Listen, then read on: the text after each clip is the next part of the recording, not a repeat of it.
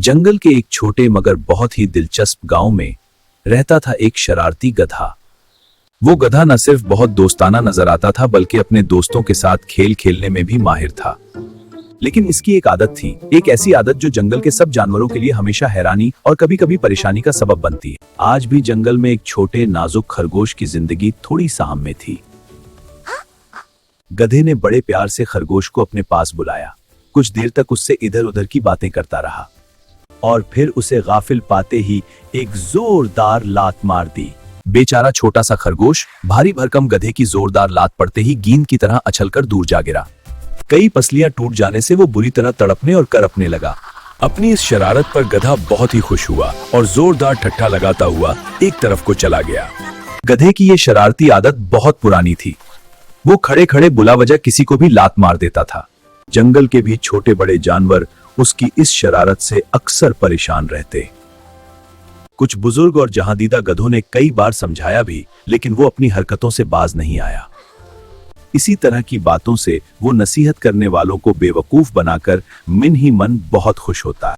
इसकी ये याराना मुस्कुराहट भरी बातों से वो इसकी शरारत को ताड़ जाते और समझाते, बरखुदार, रिश्ते में हम तुम्हारे बाप हैं। अपनी नाराजगी का इजहार करने के लिए लात मारना हमारी फितरत है, लेकिन बिला वजह किसी को भी लात मार देना शरारत है, बुरी आदत है। बुरी आदत है। अब भी वक्त है इस बुरी आदत को छोड़ दो, वरना तुम तो जानते ही हो कि हर बुरी आदत का अंजाम बुरा ही होता है। बुजुर्गों की इस नसीहत पर गौर करने के बजाय गधे ने अपना पैर उठाकर उन पर भी घुमा दिया, और अगर नसीहत करने वाले वो बुजुर्ग तेजी से एक तरफ ना हट जाते तो उसकी लात सीधी उनकी थूथनी पर पड़ती। फिर भला गधे की लात खाने के लिए बुजुर्ग वहां कैसे ठहर सकते थे। पहली दोस्ती से ही सबके सब ढींचूम करते हुए 9-2-11 हो गए। एक दिन गधे ने एक लोमड़ी को देखकर बड़े प्यार से कहा, आओ बहन, मेरे पास आओ, बहुत दिनों बाद मिले, थोड़ी देर प्यार भरी बातें करेंगे। लोमड़ी आखिर लोमड़ी थी, होशियारो दिमागदार, उसकी मकारी में भला कैसे आती।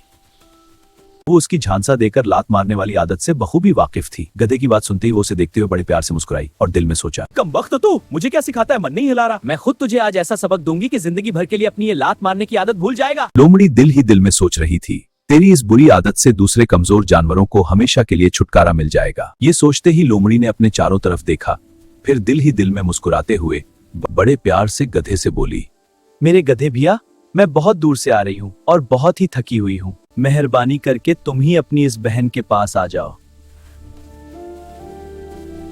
इतना कहकर लोमड़ी लड़खड़ाते डगमगाते कदमों से चलकर सहारा लेने के लिए एक बहुत ही बड़े पत्थर से टिक गई। मुझे बहुत कमजोरी महसूस हो रही है। लोमड़ी की बात सुनते ही अपनी शरारती कामयाबी के ख्याल से गधे का सीना खुशी से फूल गया और होंठों पर प्यार भरी मुस्कुराहट लिए वो जल्दी से लोमड़ी के पास आ गया। लोमड़ी को गाफिल रखने के लिए कुछ देर तक वो उससे बहुत ही मीठी मीठी बातें करता रहा। हाँ, बिल्कुल फिक्र मत करो। फिर आदत के मुताबिक अचानक ही लात मारने के लिए उसने अपना पैर पूरी ताकत से लोमड़ी की तरफ घुमा दिया। इस हमला के लिए लोमड़ी पहले से ही तैयार थी। गधे के पैर उठाते ही वो तेजी से फिर से दूर हट गई और गधे की जोरदार लात ठीक पत्थर पर पड़ी। इस हमला के लिए लोमड़ी पहले से ही तैयार थी। गधे के पैर उठाते ही वो तेजी से फिर से दूर हट गई और गधे की जोरदार लात ठीक पत्थर पर पड़ी। फिर जाहिर है पत्थर तो टूटने से रहा, अलबत्ता गधे के पैर की हड्डी जरूर टूट गई और वो जमीन पर ढेर होकर बुरी तरह तड़पने और पीटने लगा। लोमड़ी ने एक जोरदार कपका लगाया और बड़े ही शरारती लहजा में बोली, क्यों गधे भैया, तबीयत कैसी है? अपनी बहन के साथ शरारत करते हुए तुम ये भूल गए कि तुम्हारी ये बहन जंगल की सबसे बड़ी मुकारा है, वरना अभी तो एक ही टांग टूटी है, फिर बाकी तीनों से भी महरूम हो जाओगे। ये कहते ही वो जोरदार कहकाहों से गधे का मजाक उड़ाते हुए जंगल की तरफ चली गई।